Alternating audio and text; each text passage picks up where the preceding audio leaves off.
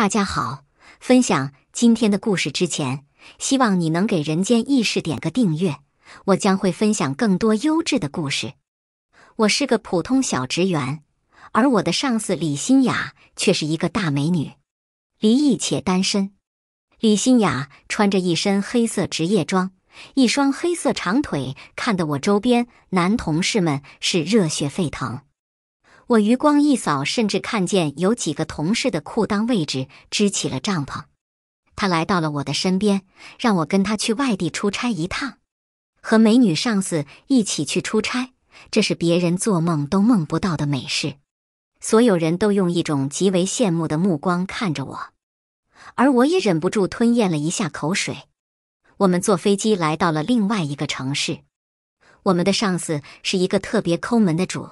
我们这次出差更是只给我订了一间房，李欣雅无奈只能和我住在一起。能和美女上司住在一个房间，想想就刺激呀。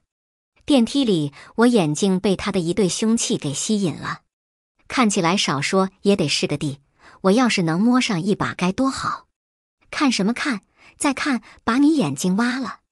李欣雅注意到了我的目光，扭头瞪了我一眼。我则是吓得连忙低头不敢出声。在电梯里面，我们离得很近，我甚至都可以闻到她脸上化妆品的淡淡味道。来到住宿的酒店房间，我们发现可恶的老板为了省钱，竟然订的是一个大床房。难道说今天晚上我可以和美女上司住在一张床上吗？他用一种不可拒绝的语气对着我说，今天晚上你拿备用被褥睡在地上。凭什么？都是出差，我凭什么睡在地上？我有些不爽，平时在公司里面你刁难我也就罢了，如今出差还就只有我们两个人，我是你唯一的帮手，你还刁难我，这可就有些过分了吧？怎么？难道你还想跟我睡一张床上？你也不照照镜子看看你是什么模样？还有我是你的上司，你就应该听我的。我敢怒不敢言，只能拿了备用的被褥住在了地上。我躺的地方就是在床边，在旁边就是卫生间。没办法，酒店房间就这么大，除了这个地方以外根本就没有地方可以让我躺。我心中暗暗发誓，迟早有一天我会找到机会狠狠地报复他。李欣雅要去浴室洗澡，我要换衣服，你转身过来别偷看，否则别怪我不客气。他说完，我就听见了悉悉索索他脱衣服的声音。很快我就看见他穿着睡衣进了浴室。实际上我在来之前就已经想找机会报复他了。在公司的时候他就没少刁难我，我也不知道为什么，他就是看我不顺眼。再来的时候，我特意从我朋友那里弄到了一包药粉，一旦接触上皮肤以后就会极为瘙痒。我准备把这东西撒在李欣雅的衣服上。我在床上看见了她脱下的衣服，就当我拿出药粉准备撒的时候，浴室却传来了她的声音：你在干什么？我心咯噔一下，手一滑，药粉竟然全都洒在了她的内裤上面。我连忙解释说我要找我的蓝牙耳机，进屋以后扔在了床上。他冷哼一声，就没有再说话。药粉挥发得很快，已经看不见痕迹了。我连忙重新躺回我睡觉的被褥上面。突然我听见了李欣雅在浴室里面的打电话声音：总监你放心吧，我一定会拿下这次合同的。如果这次我没有拿下合同，我就会履行之前答应你的事情。这个合同如果拿不下，我就跟你睡一晚上，你想怎么玩我都行。我在听见对话以后，心中不由得啧舌。怪不得这次这么大的生意会交给他一个小经理来谈判，原来是和总监那个老色批进行了潜规则。如果拿不下合同，就跟他睡一晚上，这可真是一个贱货。谈话声没有以后，我就听见了哗啦啦的洗澡声。我躺在地板上，开始幻想一会李欣雅穿上内裤会怎么样。水声停止了，浴室的门被打开，我下意识扭头，却看见了让我浴血喷张的一幕。她竟然裹着一件单薄的浴巾出来了，下面什么也没有穿，而我躺在地上，那美丽的风景是直入我眼，又大又白，干干净净的，一根毛都没有。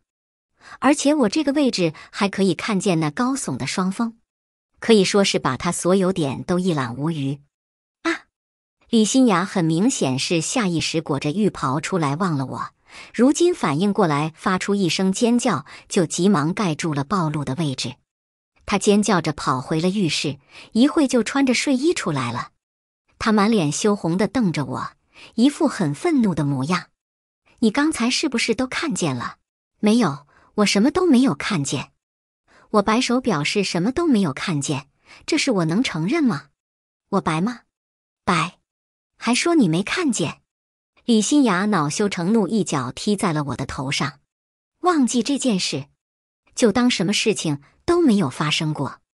我连连答应，心中则是在想一个浪货装个屁的矜持啊。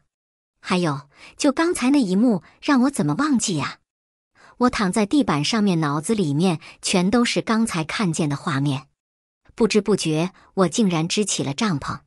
不过还好他并没有看见，要不然可就麻烦了。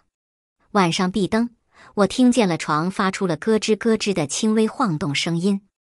我想起了要的事情，刚才他把内衣给穿上了，那岂不是说现在他是在一点就能痒的不行？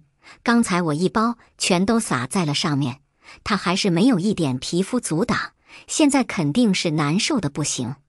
事情突然变得有些不对，虽然很微弱，但是我还听出来了，李新雅在呻吟。啊，好家伙，这是给自己摸出感觉来了。我就这样装作睡觉，紧紧听着这美妙的声音。我现在是那么想拿出手机把这声音录下，或者是直接打开灯抓过现行，又或者趁着这个时候直接把它给上了。但是我害怕他之前的所作所为让我明白这位绝对是个睚眦必报的主，所以为了保险起见，我还是装睡吧。他捂着嘴低声呻吟了大约5分钟以后，突然红着脸起床下地进了浴室。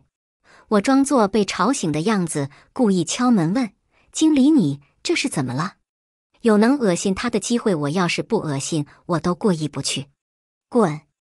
我上厕所要你管。李新雅故意把声音弄得很愤怒，很不舒服，但是我依然还是听出了她的声音有些喘。经理，你该不会是拉肚子了吧？要不要我出去给你买些力挺啊？你烦不烦啊？睡你的觉。真的没事吗？没事，你快睡觉吧，明天还有合作要谈。后面李新雅的语气缓和了很多，我也感觉没意思，就继续躺着睡觉了。第二天，我们按照公司给的地址来到另外一家公司谈判。在去的路上，我可以很清楚地看出李新雅精神并不是很好。昨天用手搞了一晚上，她精神怎么可能好？我们这次谈合作的公司跟我们小公司比起来，简直就是个庞然大物。人家随便扔出一个项目，就足足能让我们公司赚一大笔。今年所有项目加在一起都不如这一个项目。对方公司的老板是一个老秃驴，灯光照在他的头顶都可以反光。不过有一说一，他身边的秘书是不错，看起来也就25、26岁，长得要身材有身材，要长相有长相，一头乌黑亮丽的长发，衬托着那张美丽的脸，一双黑色美腿更是勾人心魄。李新雅在我身旁仔细跟老秃驴说着他们公司的方案。我眼尖地发现秘书身子微微颤抖，脸更是有些红。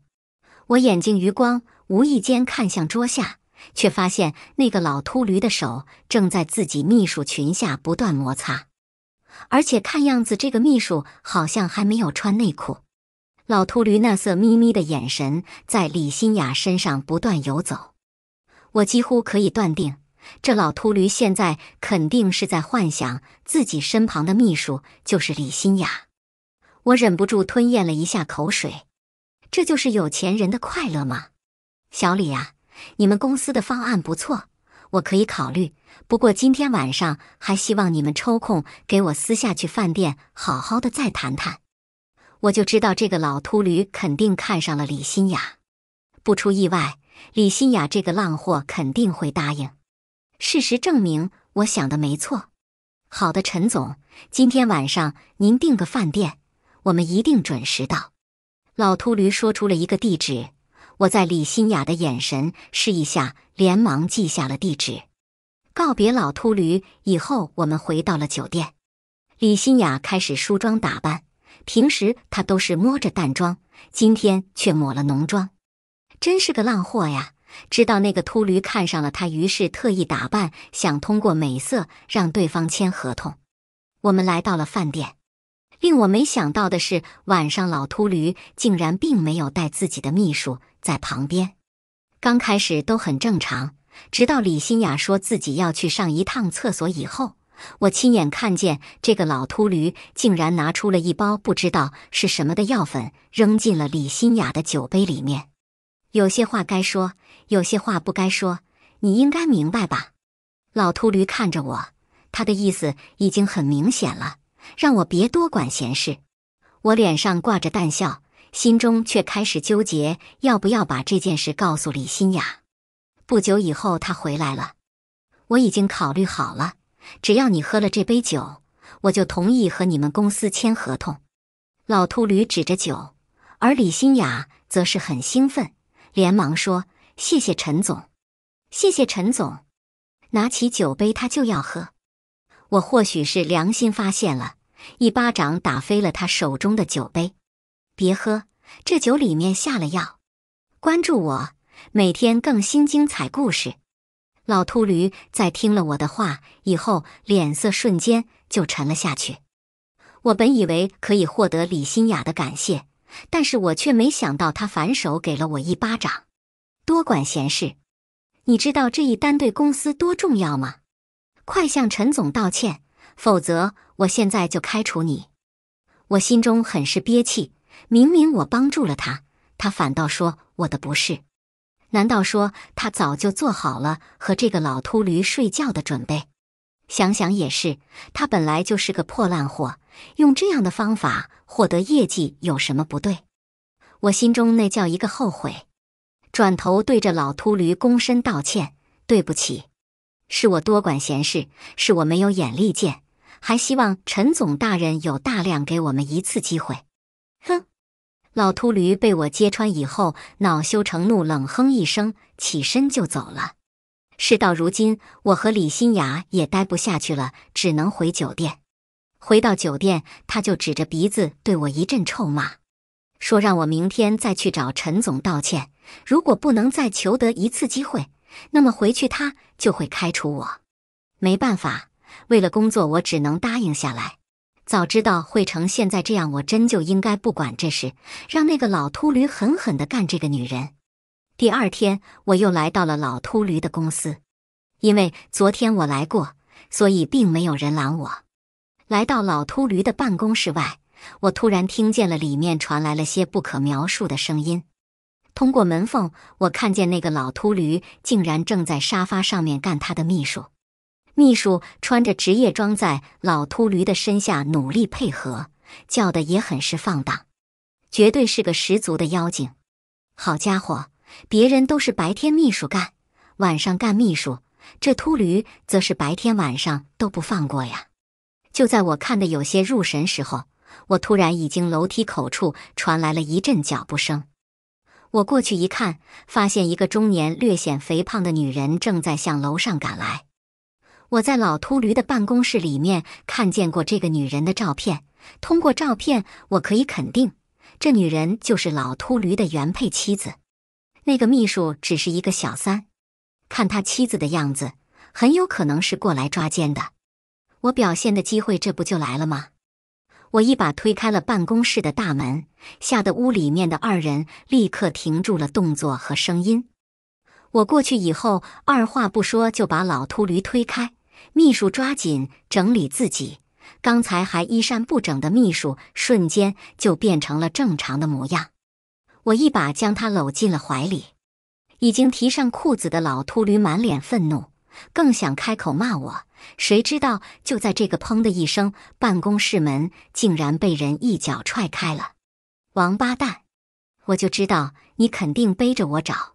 中年妇女后面2个女人字还没有说出来就愣住了，看了看我，又看了看被我搂在怀里面的秘书，然后看向了老秃驴。哎呀，这不是老婆吗？你怎么来了？我这边在谈生意呢。老秃驴瞬间就明白了什么情况，开始笑着跟自己老婆说话。中年妇女指了指我，又指了指秘书。老秃驴赶忙说道：“这个人是另外一家公司的，来跟我谈生意的。”中年妇女瞬间明白了，还以为秘书是我带过来的，瞪了老秃驴一眼，以后就走了。真没想到他一个公司老总，竟然还会怕自己老婆。中年妇女走了以后，老秃驴松了一口气，看向我的眼神也充满了热情和感激。他问我要什么补偿，我说只需要再给我们一次谈合作的机会就行。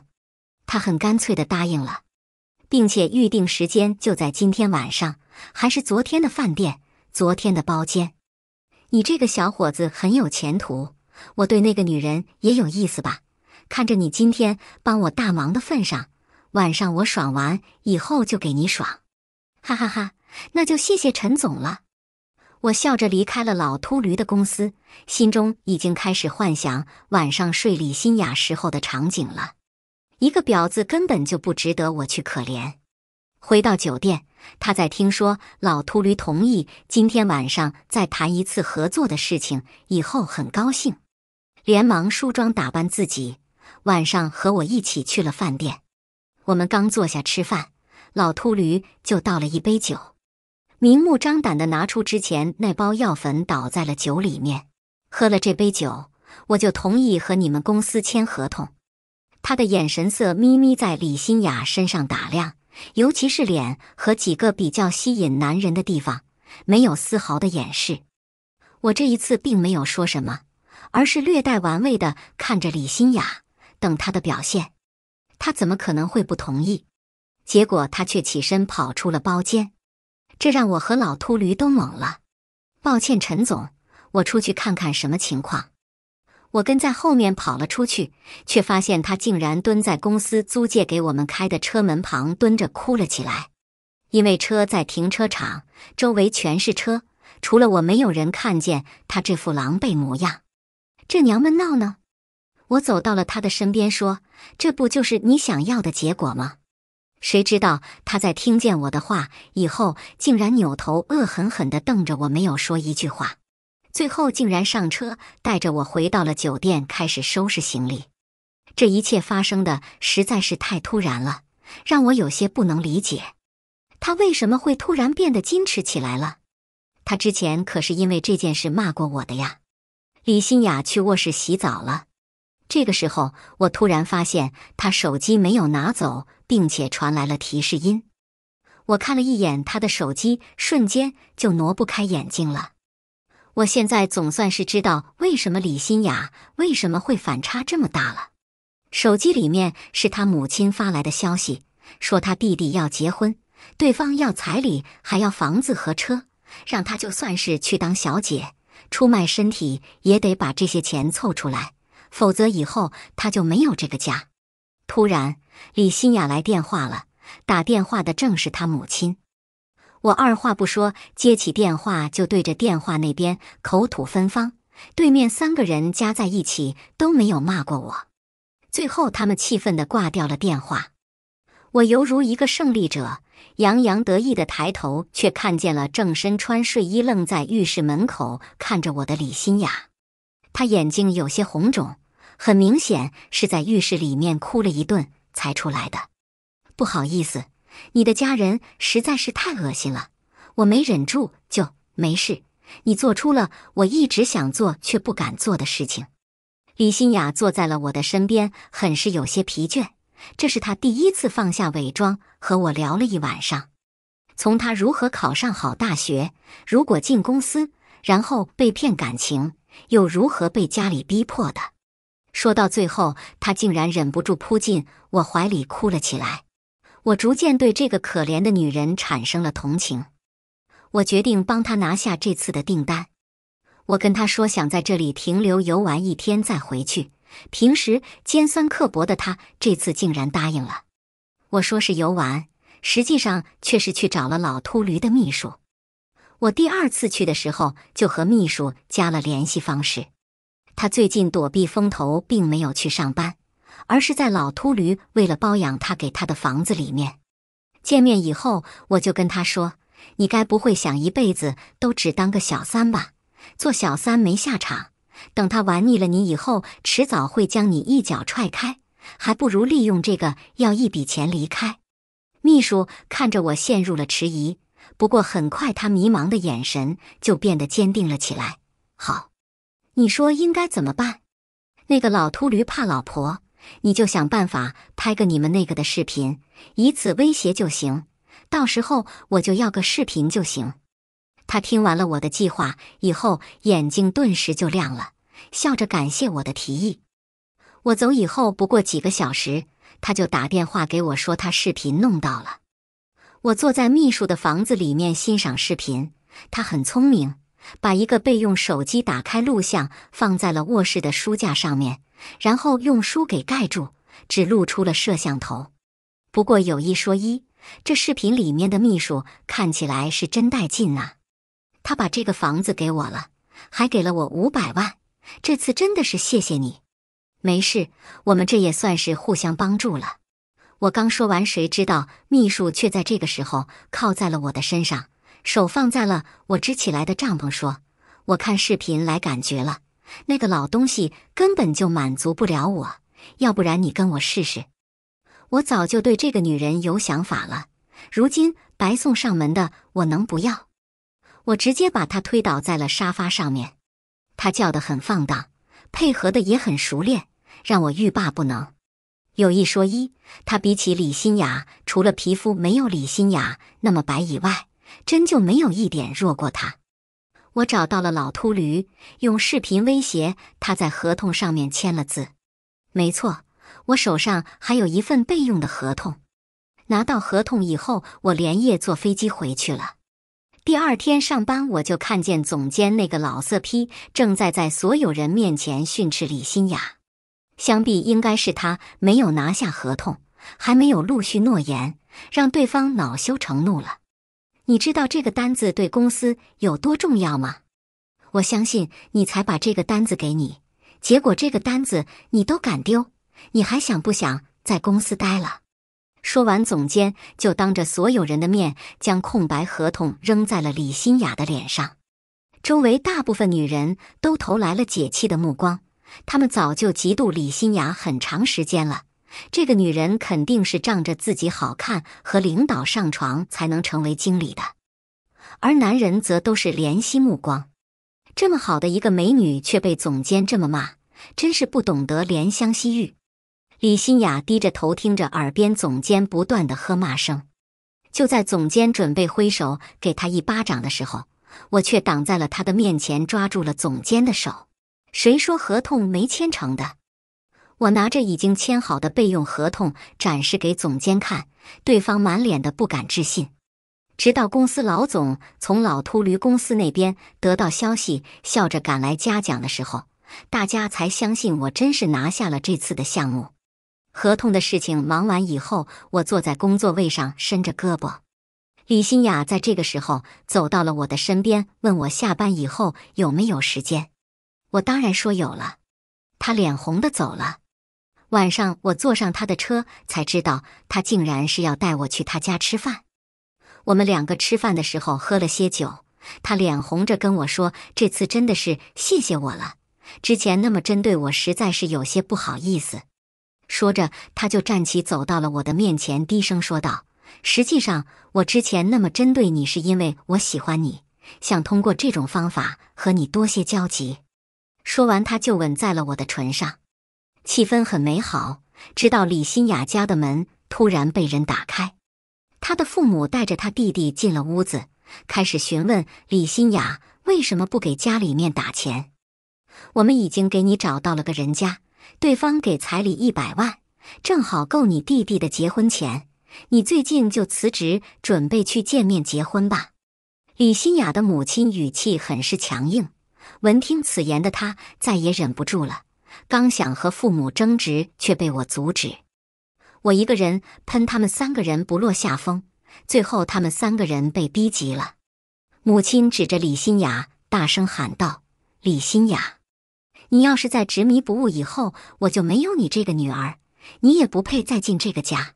不好意思，现在我们2个在的地方才是她的家，你们那个不叫家，叫地狱。”我一把搂住了李新雅，并且对着面前的3个人竖起了中指。你要是想带李新雅远走高飞，可以把我们这些年养育她的钱给我们，没有50万你不可能带她走。我看着眼前这个中年男人冷冷一笑，要了银行卡号以后直接打了过去。哥们当时都威胁那个老秃驴了，他身家几十亿，我要个200万不过分吧？他们收到钱以后顿时喜笑颜开地走了。而李新雅则是看着我一声不吭，最后拿出了一张银行卡对我说：“这里面有100万，是我这些年的年终奖和工资，我一直都没给他们，实际上刚才你不拿我也会拿的。”我闻言笑着说：“今天晚上我是不是可以看你身体看个够了？”他脸红的点了点头。3个月后，我和李新雅领证成为了合法夫妻，同时我也通过老秃驴的帮助收购了我们原本的公司，成为了老板。而我成为老板以后的第一件事就是开除那个老色批总监。至于我哪来的钱，不好意思，哥们运气好，那天喝多了想买世界杯阿根廷赢的，结果买了100万的沙特，哥们直接发大财了。以上就是本期的全部内容了。如果喜欢，记得订阅本频道。我们下期再见。